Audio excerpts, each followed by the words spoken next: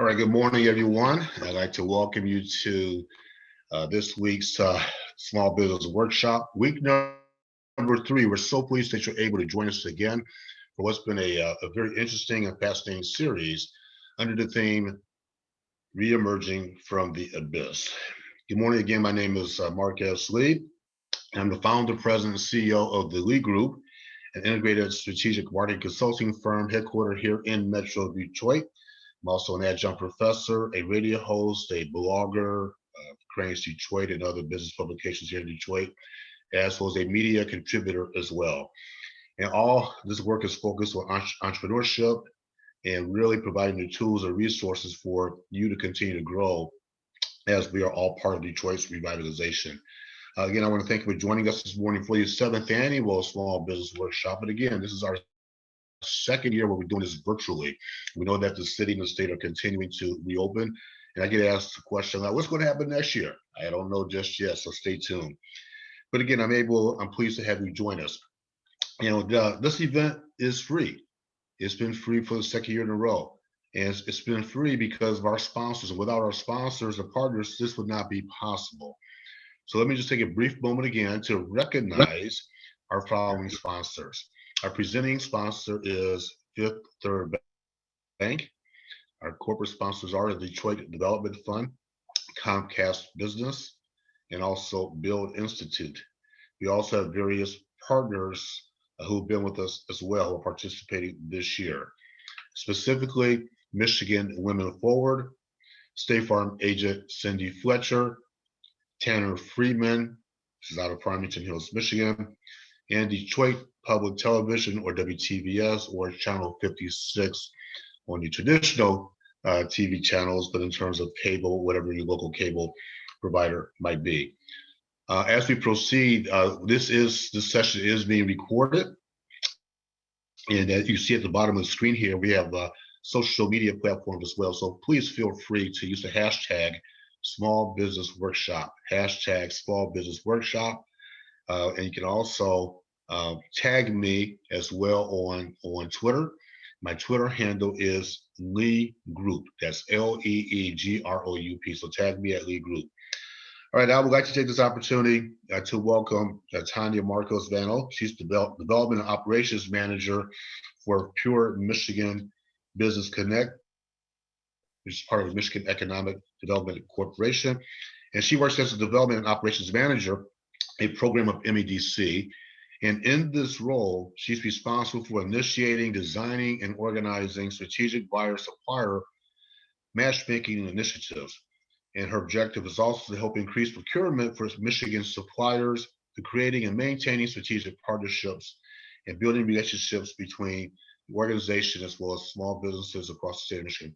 Tanya, good morning, and thanks for joining me this morning. Hi, good morning. Thank you, Mark. Thanks for having me this morning. It's a pleasure to join you and all of your guests. I think there's a volume challenge here. Uh-oh. And is your volume turned up? It is turned up. Let's try. Okay, Sharon Wilson or Tamika.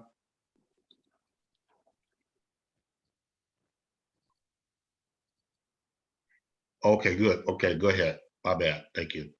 Okay, so you can hear me okay? You're good. Okay, excellent.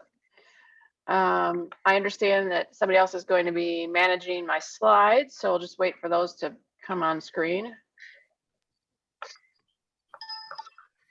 Again, I appreciate you allowing me to join you this morning. My name is Tanya Marcos-Vano, and I'm representing PMBC.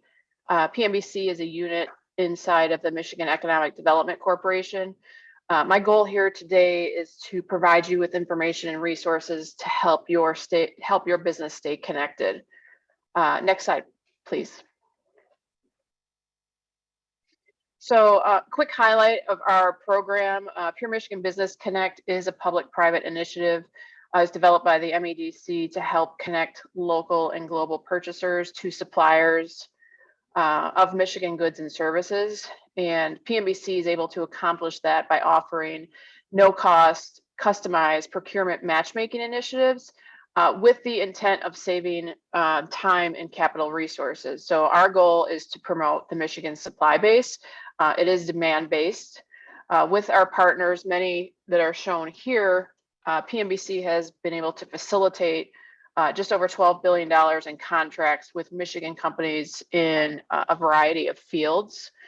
Through our PMBC platform, we've made connections with more than 15,000 new procurement opportunities, resulting in 14,000 meetings and working with about 830 global purchasers. And that includes advanced manufacturing, aerospace, automotive, entertainment, healthcare, and more.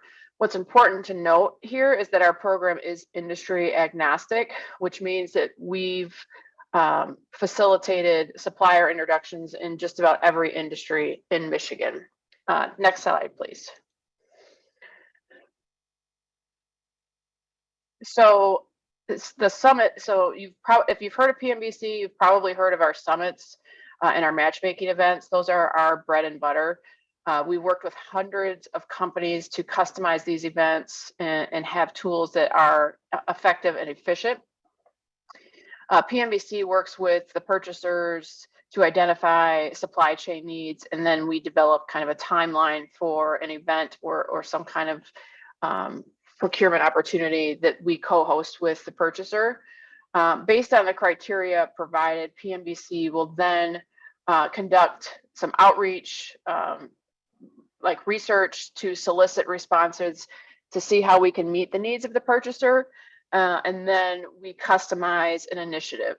The purchasers, again, because we are demand-based, the purchasers then will review the suppliers and identify who they want to meet with. And that can be in the form of a summit, a Shark Tank facility tour, supplier mission, or any other matchmaking initiative that we can convince the buying company to take part of. Just to give you an example, in 2020 and 2021, PMBC, like many companies, were able to pivot, and we produced virtual events, and we were able to host 28 different initiatives and connected dozens of buying entities and hundreds of Michigan suppliers. A perfect example of that would be our upcoming Meet the Buyer event. Next slide, please. So we, Pure Michigan Business Connect, in collaboration with the Flint and Genesee Economic Alliance, PTAC, and the Saginaw Future PTAC, we will be working with federal, state, and local government agencies to provide guidance on how to Michigan suppliers on how to take advantage of procurement opportunities and win contracts. So we will be engaging with some of our diverse partners like the MMSDC, National Business League, the Great Lakes Women Business Council, the National Veterans Bureau, and others to go out and secure suppliers to meet with some of these federal, state, and local government agencies. We will have a webinar to kick off the event, and then following that, we will move the suppliers into the rooms with buyers to learn about procurement opportunities and how to take advantage of them. Next slide, please. So now, just to bring your attention to a couple other programs that PMBC offers. Beginning in late summer of 2019, we partnered with Rosalind from Detroit is the New Black and set up a fashion accelerator. We've kind of moved to talking a little bit more about it as a maker accelerator, supporting growing fashion designers and makers to essentially test their products in a brick and mortar space. And then each quarter, a brand application is released, and these makers can fill out the application, and they are selected. There's anywhere from 4 to 6 makers who are selected to join the accelerator. In return, they will walk away with mentorship for sales training, merchandising and product marketing, revenue from product sales, facilitated connections, working directly with Rosalind inside her store. That particular program has helped facilitated about 31,000 in sales and has provided space for 32 local makers. 62% of them were diverse businesses, either minority or women-owned. Next program we'd like to highlight is our regional small batch support. So this is a new program. In October of 2020, we hosted the first of the regional small batch support, and that was the Shiawassee small batch food support. The companies were selected to pitch products to judges through an online virtual platform. And the companies competed for consulting services, production and process space, and buyer connections. And I believe at that time we awarded 6 companies up to $5,000 in support services. There are requirements, of course. So for these regional support events, you do have to be located in that specific area. So in this case, it was Shiawassee County. They do have to have 750,000 in annual revenue or less and 10 employees or less. So we're really focused on small businesses in this case. We are kicking off the third of this series, and that is going to be in West Michigan in Region 4A. We just wrapped up one that we did in the UP in the Upper Peninsula that was very successful and awarded 7 companies about $4,000 worth of support services. So we find that this is a very successful program, and we'll continue to do that. Next slide, please. And then finally, I want to touch on our new grant program, which launched in October of last year, is our PMBC Access and Certification Grant.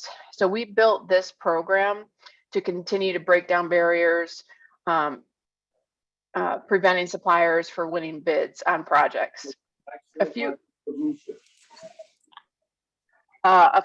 examples of good uses for grants are certification.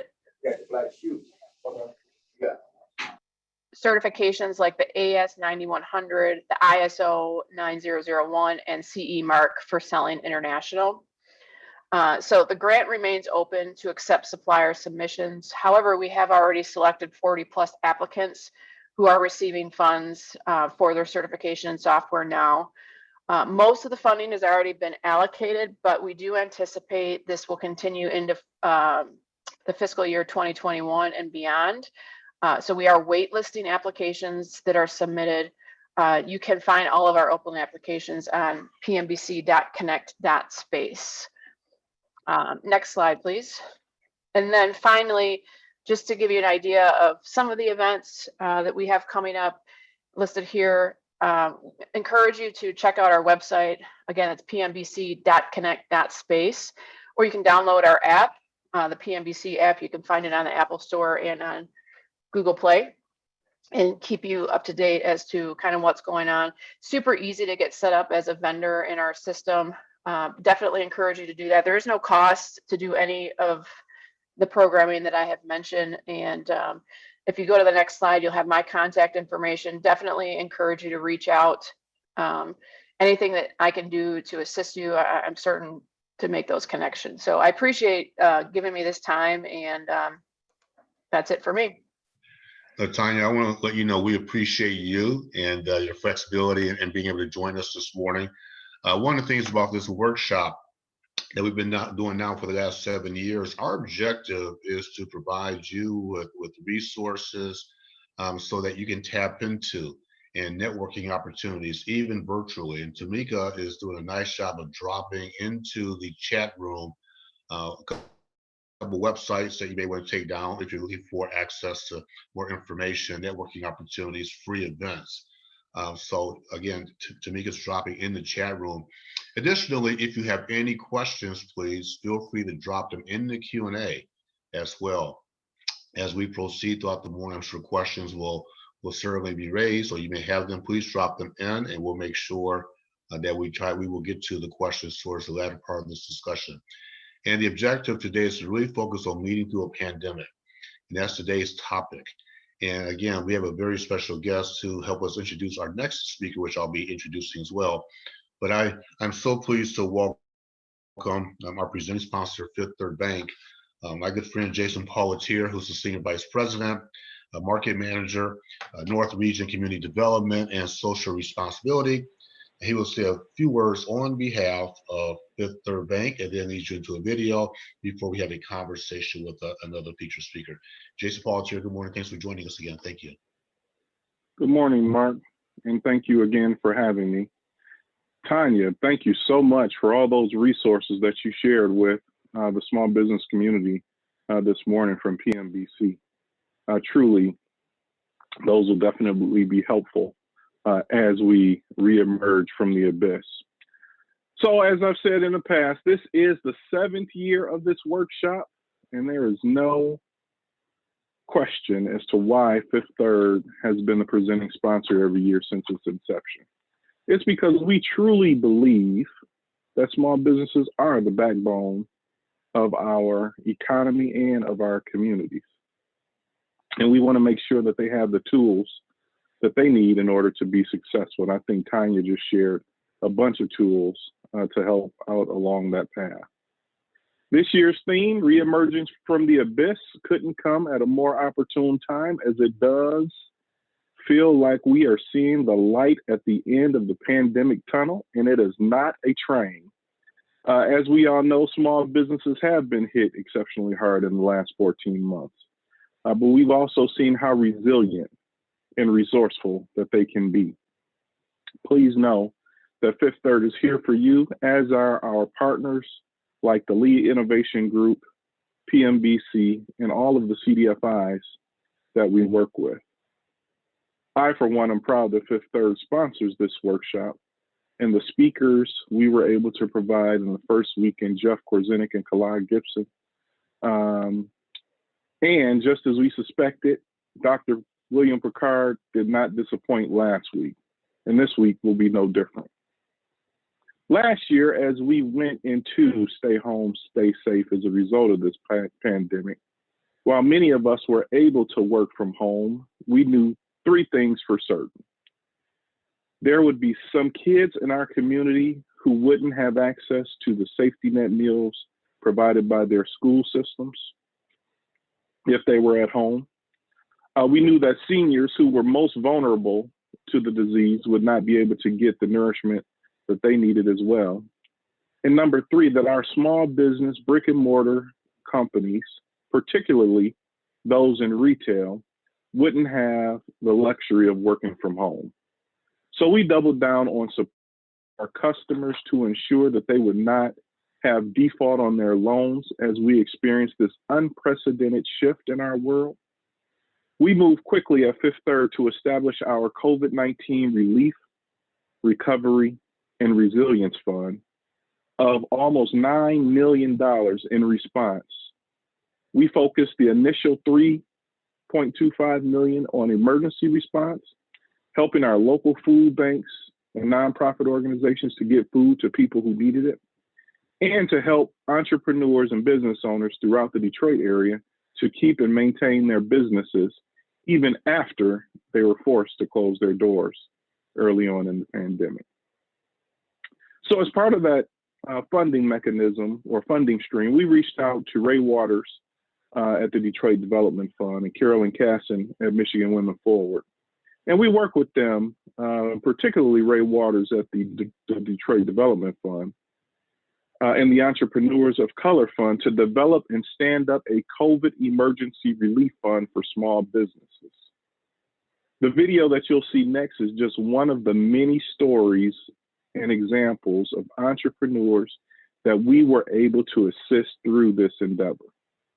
I am very happy to be here with you today to introduce today's conversation with Mr. Tony Stovall of Hot Sam's. Tony and I go back a couple of years. We've done events like this, particularly when he was the chair of the Detroit Black Business Chamber. And Tony and Hot Sam's are celebrating more than a century in business. He's going to talk to Mark about leading through a pandemic. And with more than 100 years in business, Hot Sam's has seen at least 2 pandemics, if not more. And I, for one, am looking forward to this conversation. We thank you for joining us today, and I am confident that you'll hear great ways to keep your business moving forward and in the right direction. And I hope to see you in person soon, but certainly hope to see everybody in person for this event next year. With that, I'll turn it back over to you, Mark. Thank you. All right.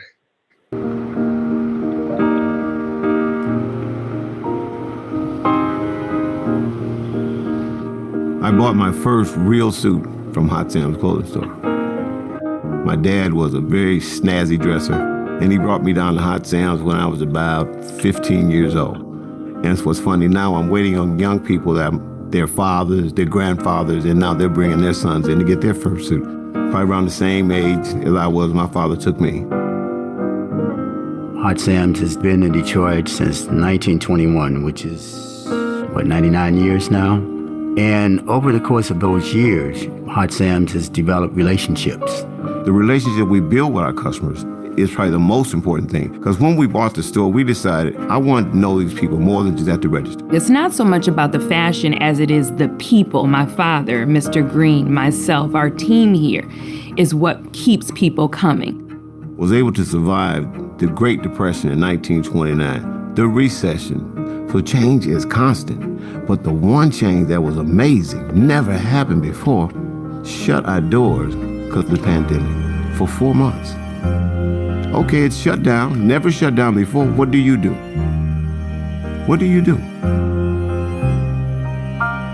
Ray Waters, who works with the Detroit Development Fund, reached out to my father and Mr. Green and told us about an opportunity with Fifth Third Bank.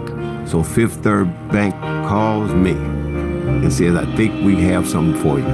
I don't have an account with them. I have an account with 2 or 3 other banks, and neither one of my other banks called me to say that.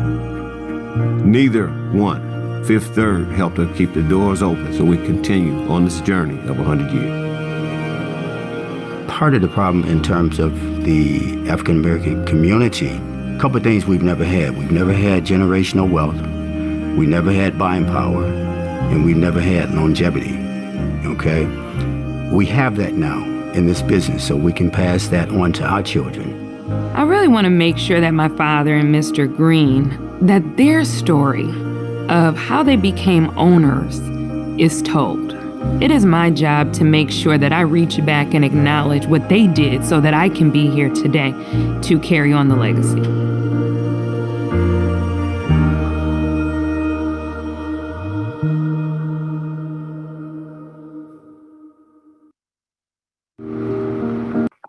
Okay. Wow. That's thank you very much, Jason, again for your comments and for introducing the video for our speaker, Tony Stovall. And I got to tell you, as I'm a native Detroiter, and being born and raised here, we've seen businesses come and go. And I like to tell the story. I was raised near Central High School way back in the day, and then ultimately we moved out to my family moved out to Northwest Detroit. And to see the businesses, there were a lot of mainstay businesses. There were a lot of businesses that came and went. And so it's important that we had this conversation. I'm so pleased to have this fireside chat with the owner. And I want to take the opportunity of introducing correctly Mr. Tony Stovall, who's known for having the gift of gab.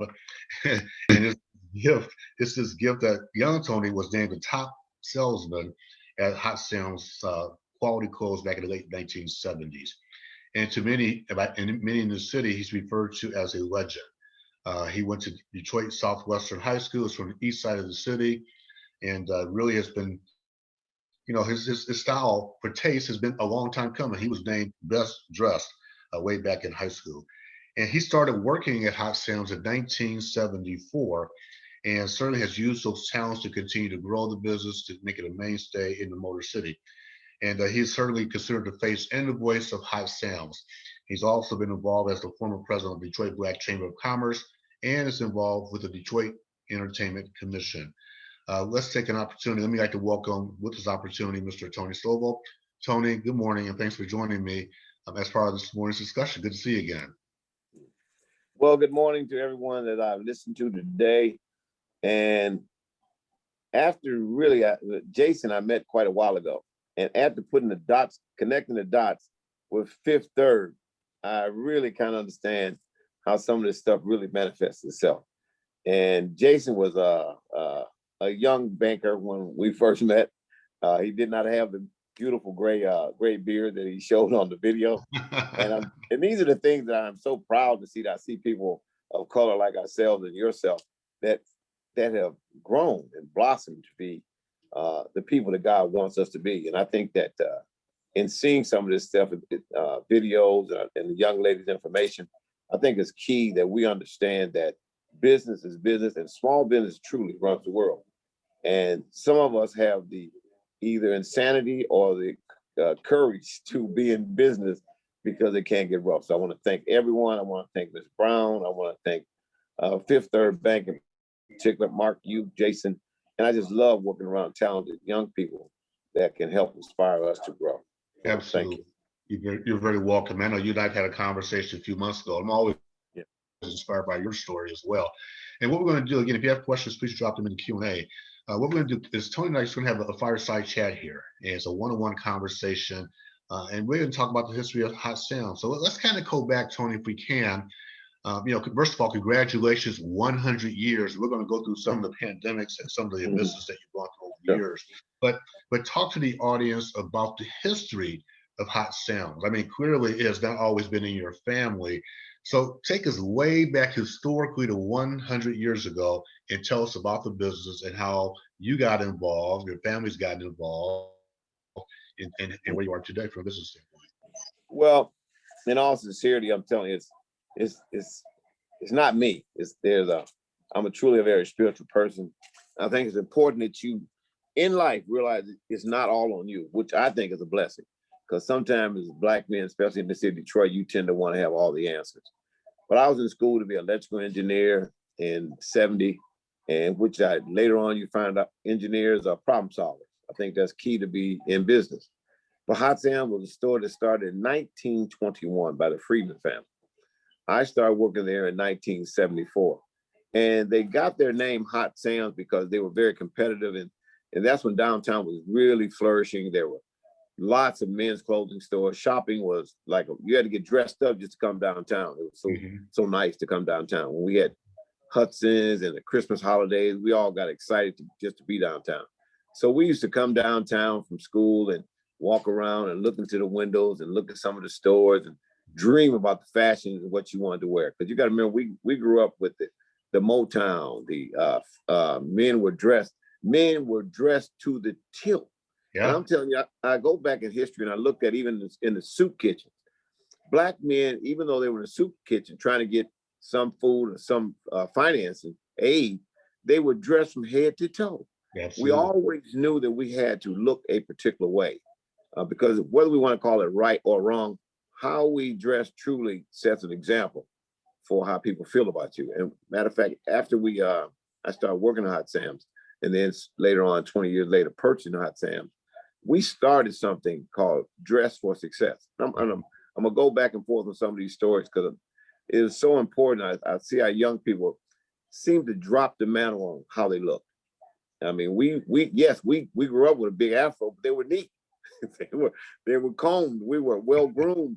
I could not leave my house unless I brushed my teeth and I washed up. And so your appearance is very, very important. And whether it's right or wrong, we all do. You, I, Jason, Mark, all of us. We, for some reason, we see someone that has baggy jeans, look unkept. We tend to have a negative perspective of them. Now, sometimes that may be incorrect because it's all about what's in your brain. It's not what you have on. But we don't hear what you say. We don't hear if you have a master's or a doctor's degree. We see you first. So therefore, we do, unfortunately, because we're human, we judge in our opinion versus on when we see someone. Whether it's right or wrong, that's what we all do. So we really believe how you look is very important in walking through this life. But going back to 1921, Hot Sands went through the Depression. We went through the recession, and then we went through the pandemic. And Hot Sands have maintained its style, its Detroit presence, remaining who we are. And to this day, here we soon celebrate 100 years in business. And I'll be very selfish. I didn't admit that it took my partner, Mr. Cliff Green, we became partners and bought Hot Sam's in 1994. And then with my daughter coming on, and let's say the last 5 years to help us move into the future. And that's how we get to meet Big Third. We doing Zoom. Everybody doing Zoom. We doing texting. We're doing online shopping. We're mailing Hot Sam's now. It's online. We're sending stuff all over the world. So we want to thank you guys for one giving the support that you did. And our story, when I looked at it, sometimes we want to forget, and I'm glad you brought it back. You tend to forget how some of these things happen. Hot Sam's been in business since 1921. This is real key in this. Never, ever, ever, ever, through all the different times, the economic depressions and everything else, never shut its doors. But here we are, the pandemic comes along, and the whole world needs to understand what I'm going to say here. We all lost about 100 years. Lost 1 year of existence. Yeah. Like my church members, when we say we haven't seen you in a while, I haven't seen you in a year or a year and a half. So that's dramatic. So we must remember this pandemic changed some things, but lo and behold. Yes, you want to say something? Sorry. No, I was going to say, I want to come back to the pandemic in a second, because you make a good point, and we'll come back to the pandemic specifically. One, you're right about the style. And I remember as a young kid going downtown to Hudson's, and everyone was dressed up. They were dressed to nines. Mm-hmm. I also remember going down to Cobo Arena. My good friend, your good friend, Mayor Dave Bing, when he played for the Pistons, my dad would take us down to Cobo, and there would be 3,000 people in the arena. And I would never forget this, Tony. That arena people were dressed to the nines to go to a Pistons game. And I never forget a comment from a guy named Rick Barry. Rick Barry made a comment when he played for the Golden State Warriors. He said the best dressed people, this is back in the late 60s and the 70s, he said the best dressed people in the NBA fan-wise were the Detroit Pistons fans, because they would go downtown, and to your point, they would dress to the nines. And so this city, in my opinion, it seems, has always been known for its style, right? It always, and we've been a trendsetter. So as you think about the evolution of Hot Sam's, are we still known for that style, or has the style changed? And again, we'll come back to the pandemic in a second. Sure. But how has Detroit's role in the style industry and the fashion industry changed over the years? Well, as the young lady showed in the one of the videos, Detroit is black is the new Detroit, right? Well, they are creating a hub of. I'm talking about. They just had a fashion show from Detroit Creative Studies. All of these young kids going to Detroit Creative Studies and creating fashion. Detroit is still synonymous with our swag, our style. It is still key into the image of Detroit. Just like the automobile was started here. Just like music was started here. Religion and civil rights was started here. Fashion still starts and stops in the city of Detroit. And I refuse to give it to New York, California, Italy, or anywhere else, because if you know who you are, you can continue to drive forward. I know that Detroit is one of the greatest cities in the world, and we're known for our fashion, and we could never give up that reputation. And Hot Sam's is here to represent. And what's interesting is you alluded to this, and as I was thinking about this conversation, you're right. Mm-hmm. I mean, you have the business that survived the Great Depression, basically has survived World War II. Mm-hmm. It has survived the Great Uprising, not great, but the Detroit, I know some people say rebellion, I still say Detroit riots of 67. 67. Right? 67. You also survived the Great Recession of 2007, 2008. But yet, what's amazing to me, it took the pandemic to actually close your doors for those 4 months. So talk to us about how the last 13 months, specifically the pandemic, how did it really impact your business? What did you do over that 4-month period where you were shut down? And how did you prepare for the reopening during the latter part of this pandemic that we're currently hopefully coming out of? Well, and that's what I'm saying about it. One thing about being in business, it's an old cliche that is very true. Your customer is the most important person in your business. So therefore, when the pandemic hit for us, the customer's safety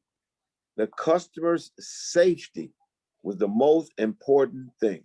We were not trying to have people come into our store and the virus is going around. So while we were shut down, me, myself, Mr. Green, and my daughter, we were like, as some of the young people tell me, we were in the lab. We were trying to figure out what are we going to do. We've shut down. My daughter comes and tells us, Dad, all these years, we've never been online. So online, I don't have to necessarily see you. I definitely don't have to touch you, and I don't have to wear a mask. So therefore, we created going online business, Hot Sam's, for the first time in its history, which is now celebrating 100 years. Yeah. So one of the things we want to share with other small business owners, we must be able to bridge the gap between those businesses that have been in business for a while to embrace the new ideas so we can move forward. Because one of the problems that happens with all of my former competitors or just other stores downtown, they got stuck in their wearing the wide leg pants. I'm just giving you an example of things that we wore before, where if you see it's changing, and you'll see in life, one thing is constant, is change. So we've had to move forward with the slimmer fit and to reach our customer and better service them. Their safety was number one. And Fifth Third gave us the resources to stay in business. And then we talked to our landlord, who also was nice in giving us a break on the rent and things of those natures. You have to have these relationships. Like I'm talking to you, like I knew Jason about 10 years ago when I was the president of the Black Chamber of Commerce. So relationships and how you treat people is very important in what you do in business. So I hear a couple of things here. One is making sure you build those relationships, because business is about relationship building, and they want to do business with people they have relationships with. Number two is continuing to evolve, your product lines and understanding changes in the marketplace. I mean, you got involved in technology. You never got involved in technology to the extent that you're there right now, which leads me to another question about consumer behavior. You kind of touched on this, but I'm going to kind of bring it back to that point. Our consumer behavior has changed over the last 15 months. And even early in my career, when I started working, in corporate in those days, I was wearing a shirt and tie and a suit every single day. Now, we know that before the pandemic, certainly becoming that much more casual had become pronounced. But now, since the pandemic has hit, people have been working at home. They have been much more casual. And we know that speculations that many people are going to go back to work on May 24th, and Rocket Mortgage just announced July 7th. My question is, how have you evolved how have you evolved your product line to match the changing consumer behavior patterns of people after they've been staying home for a year? So in other words, there was more traditional clothing, right? Business clothing, and now it's not. So how have you adapted your clothing line to address those changes? No, and I really appreciate that question, Mark. It's really based on our experience between me and Mr. Green, who've been in the retail business for between the two of them 100 years ourselves. Yeah. I started in '74, and actually Cliff has a master. He's a master tailor. He was my top salesman, and so therefore we have history in dealing with fashion. So what happened to us, I don't know what was it, maybe Mark, what was it, about 20 years ago, all this business casual thing came in. Yeah. We were sitting there saying, oh boy, what are we gonna do? You know what? Hey Tony, it started with Friday, business casuals on Friday. It sure was. It was one day a week. One day. Then it went from that one day, Mark. That, like you just said, me and Mr. Green, we would wake up every day. Maybe I might have went to sleep for a certain time. We wore a suit, shirt, and tie every day. Every day. I mean, we did it so much, it was like you would get up, tying your tie, and putting it on, and now let me put a jacket on. So that was the standard of going to be in business. And I got a clothing store, I got to be extra sharp. So we went from wearing suits and ties every day to all of a sudden Friday is business casual. We're sitting there saying, what is this business casual? And we were really worried because now we knew that if you start on a Friday, everyone's going to like the fact they don't have to wear that tie. But you also have what is casual? Now you got the disparity of people got to define what is casual to you, what is casual to me. You have some people look at casual as just wearing a pair of blue jeans and just throw a t-shirt on. So that we said, okay, this will not stay. Some kind of way we got to work something out. Then you have the millenniums coming in, right?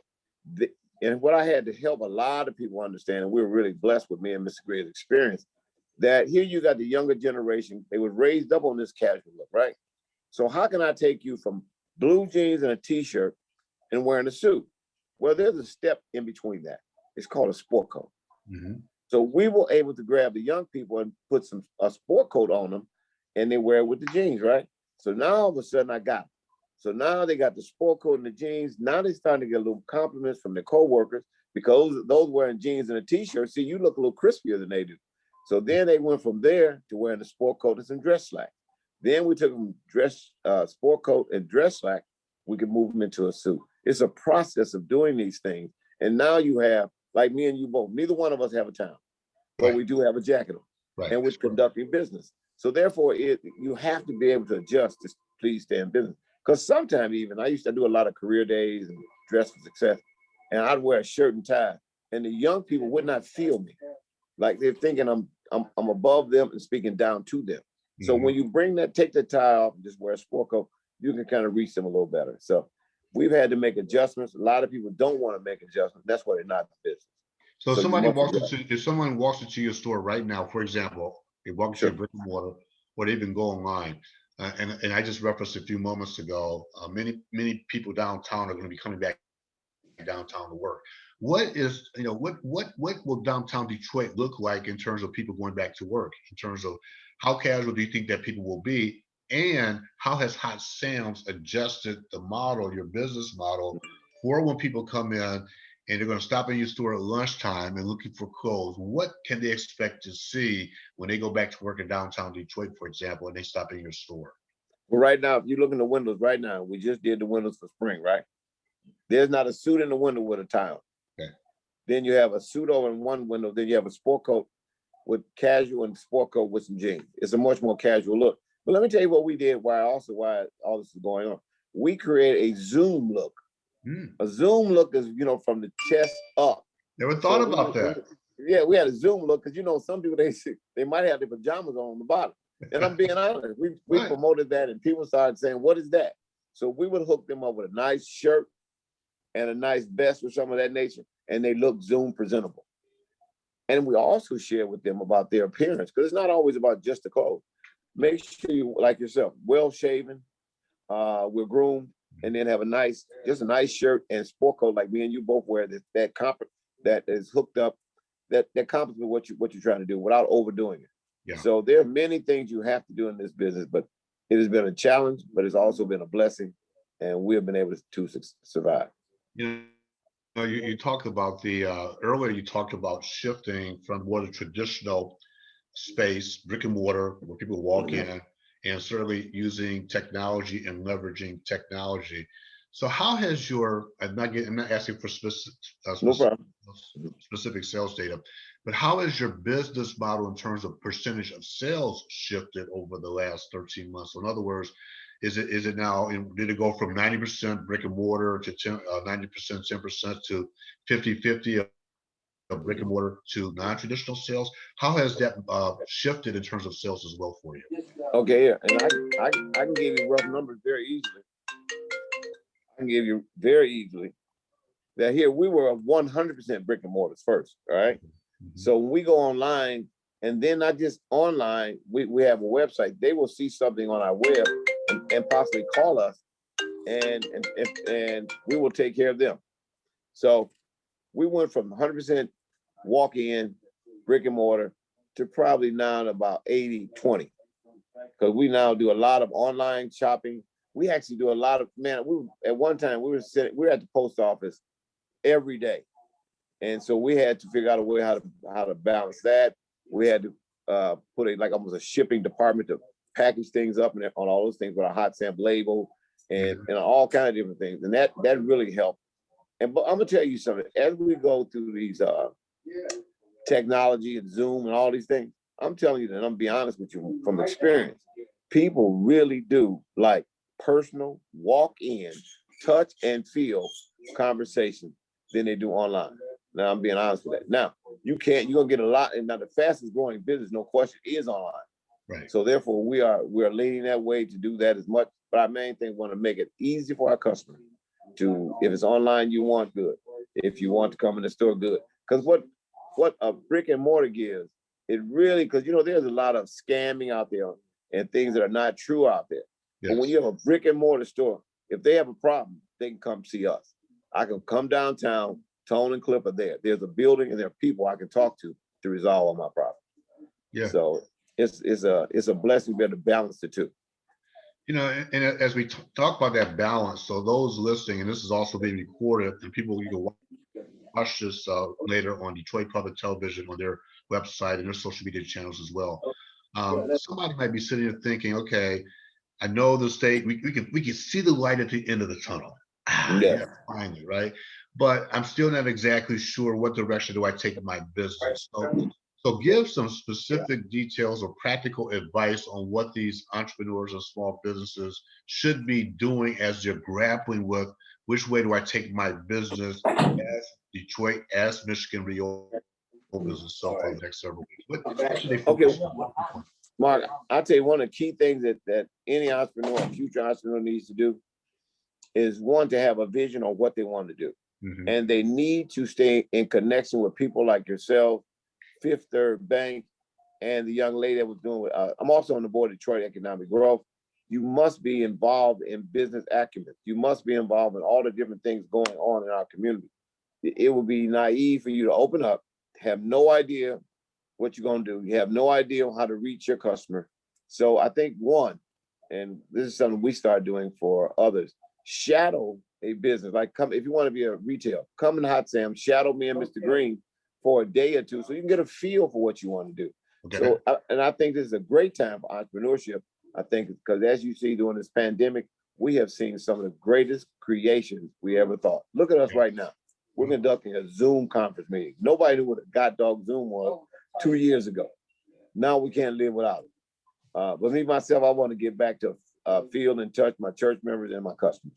Right. But safety is the most important thing. But you must stay connected with what is going on in society. There's resources out there to help you that they didn't have when we started in 1994. You have to get very versed in technology because there's a lot of people that started, never had a brick and mortar store and became millionaires. Yeah. So I think you must be engaged in all the things that are going on and stay abreast of the technology and know what you really want to do. Yeah.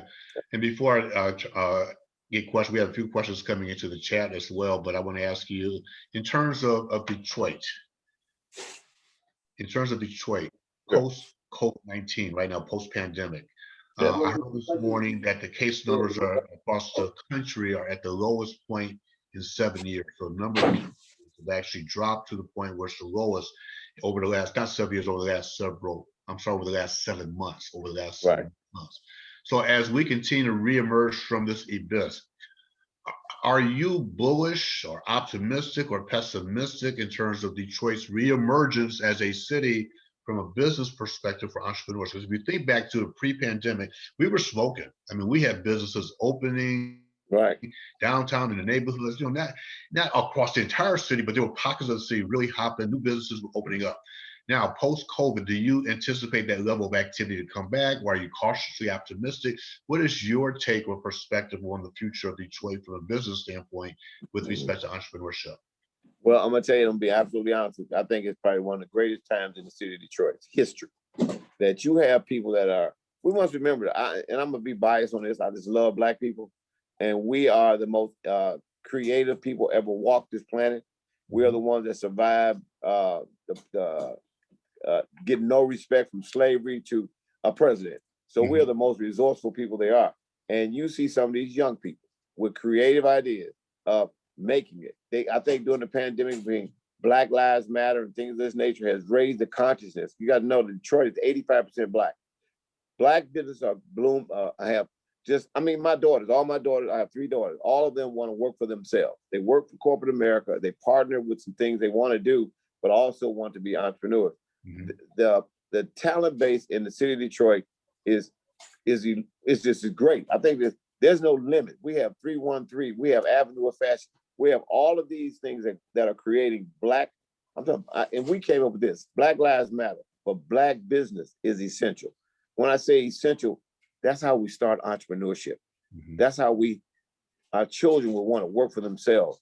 So the seed is planted that we as African Americans will just blossom in a time of decay. Yeah. Just like Hot Sam's right now, it was rough. Fifth Third blessed us, and we're touching others, and we feel the energy that people want to start their own businesses. So I feel great about the potential of Detroit. And then you have people like Dan Gilbert and others. They're investing more and more. These people are not just investing; they think it's going to be a bomb. They're investing because the future is going to be bright, and we must hold on to that vision. We must never think that Detroit will die. The only way we die, the people must die. And the people in Detroit are survivors. We always were fighters. We started civil rights. We started Motown. We started automobiles, and we lead in fashion.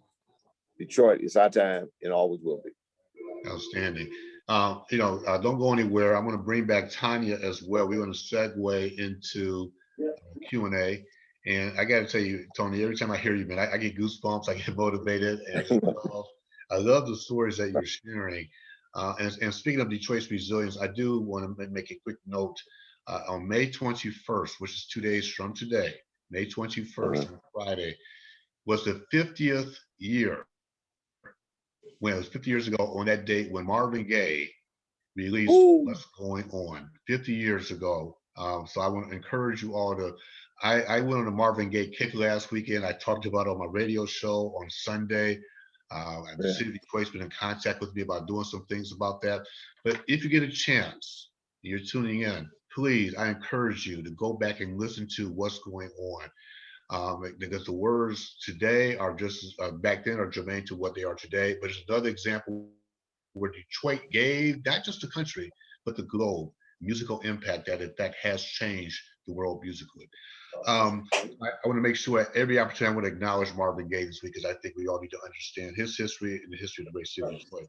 So we have a couple questions, and Tanya, thank you for joining back in with us. Tanya, let me start with you from your perspective and MEDC's perspective. What is your outlook? What is the company's outlook on the future of business in Metro Detroit, in Detroit, coming out of this pandemic COVID-19 situation that we're currently in? It's certainly a bit of a slow process, but I'll tell you that the MEDC has really kind of stepped up and given out a lot of grants in hopes to really kind of spur the small business community. I'm hopeful. I live in the city myself and work very closely with my friend Rosalind at Detroit is the New Black. So I see a lot of fashion and makers come through that accelerator, and it's exciting to see that there is still interest.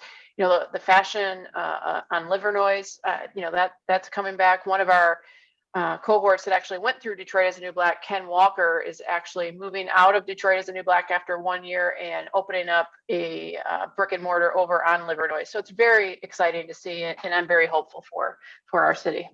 Outstanding. I have a question from Charlene about colors and patterns.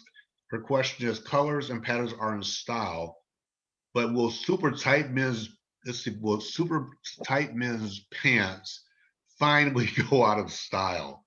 So let me restate that. Will the super tight men's pants finally go out of style? Tony, what are your thoughts on that? Yes, it will go out of style. It's going out of style now. Because if you in the fashion world, they actually moving to the straight leg jeans. And you got to remember this. COVID did this too for a lot of us, including myself. There's this thing called the extra 15 pounds. I see it right here with me. Yeah, I mean, the extra 15 pounds, that's true. I've had people that I'm being absolutely candid to, that I had a customer yesterday, and I'm gonna give you an example. He just knew he wore a 38 waist pair of jeans, right? And I'm telling his wife, give him the 40s. So he goes in the dressing room. I give him the 38, which he requested. And I gave him the 40, being like, just in case, right? He told me from the dressing room, Mr. Stovall, you're correct. The 38 is too small. So he took the 40. So I'm saying we all have gained this little weight. And you got to remember, fashion changes. Yeah. That's what I'm saying about in business and life. It's constant change. They're going back to the bell bottoms, even, which we wore in the 60s. And I really want to go back to something I really agree with you on, Mark. Marvin Gaye, my wife watched that special on What's Going On, which is relevant today in 2021. And that was 50 years ago. That we're still going through some of the same struggles. Yeah. We're still going, unfortunately, some of the same racism. We're still going through all these wars. And instead of having love and peace for everyone, I mean, we have got to get back to the basic of treating people fair. Yes. And go back to the basic I'm saying about business. The customer is king. I would never, ever, ever insult my customer. I don't care.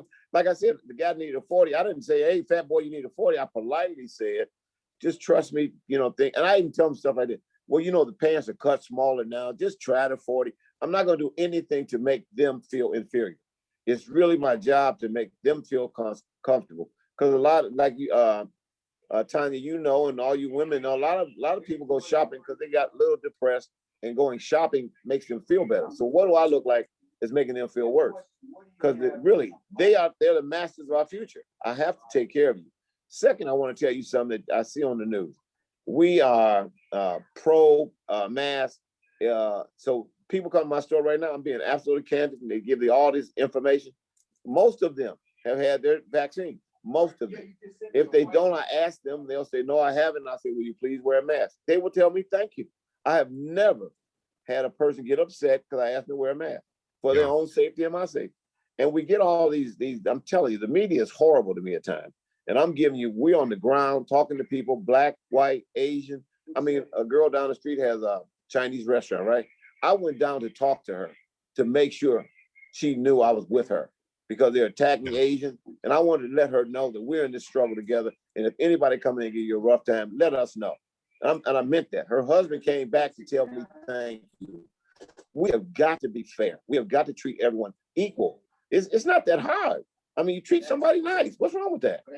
And we got this attitude of, we want to get upset and start over the gas right now. I see on the, and I don't mean to talk too much, but I'm so upset. And some of the basics on what's going on, just go back to treating people fairly. Just start loving each other instead of beating up each other. And Marvin's, and I'm with you, Marvin, everyone needs to see that. I will say, Tanya, I'll come back to you. Then we have one final question. But I grew up in Northwest. I have to tell the story. I grew up in the city during Motown, and my next door neighbor was Lawrence Payton at the Four Tops, and I was Aretha Franklin's paper boy. And right around the corner from me was Paul Williams from the Temptations, and then you went further up from Monica Street was Mel Farr's house, which is still there. And so again, I would encourage you all to get a chance to go back, not to deviate from this conversation, but it's very important that you go back and listen to that song if you can. Really, what's going on? Yeah. Tanya, then I have a final question for Tony from the audience. So Tanya, from your perspective, as we think about post-COVID and resources for small businesses, are grants out? Are there still grants available for the MED, the other financial resources that they could tap into? Briefly. Yeah, as you probably have heard, with Joe Biden's big initiative, we will be seeing some money come into the state of Michigan, and specifically in the city of Detroit. So, definitely keep your eye on MEDC's post-COVID or COVID-19 landing page. And then also DEGC is a great resource as well. So both of these agencies are working, to make sure that economic development continues in the city and in the state of Michigan. So certainly opportunities here. Outstanding. And Tony, you have a question from your friend Beverly. I'm sorry. And the question is Lauren thinking about adding a women's line? Man, I have been getting that because I have a wife and 3 daughters. So I've been getting that for quite a while. And Lauren actually has Lady L. We're going to be bringing Lady L under the umbrella of Hot Sam's, because I've been getting that so much. And that women are the majority. They do the most shopping. And more women than men. They do the most voting, and they normally run the purse in the household. So we are opening our eyes to some of these things to carry women's wear. But let me give you one, because I'm also in Detroit economic growth, right? And Tanya, we have got to do a better job of reaching local businesses. And they're putting that online right now. They have grants for the restaurant, and their priority is for women's businesses. I think that's wonderful. What we did, because I'm on the board, I had them bring me down 50 applications where I gave them to local restaurant people myself, because this thing is missing. They're actually small business people. We do all this stuff and assume they can go online. Some of them don't have access. Some of them don't believe in the system. They really don't believe in the system. They're worried about you going into all their business, and they're worried the government might come in. So what we did, we probably passed out ourselves at least 20 applications and gave it to them, so that they would feel that it's possible. And if they have any problem, they come back and call me, and they'll ask me, what tone is this? I say, yes, because people are really worried about the scamming going on. If you can get to Barack Obama's account, if you can get to the pipeline where they paid a ransom for the pipeline, you know that there's cheating going on online. So people really trust. That's why I'm telling you, Mark, brick and mortar still plays a very important part because we're credible. There's a problem, they can come to us physically and talk to us about whatever issue. So, well, I'm running up against the clock. So what I want to do is to thank both Tony Stovall and Tanya Marcus Vanna for joining us today. Thank you both for your time, insightful comments. We do appreciate it. Thank you very much. You guys are the best.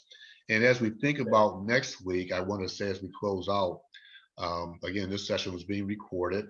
And number two is next week will be the final week of this series, the final week. You're going to be hearing from entrepreneurs, and it will be sponsored by Build Institute.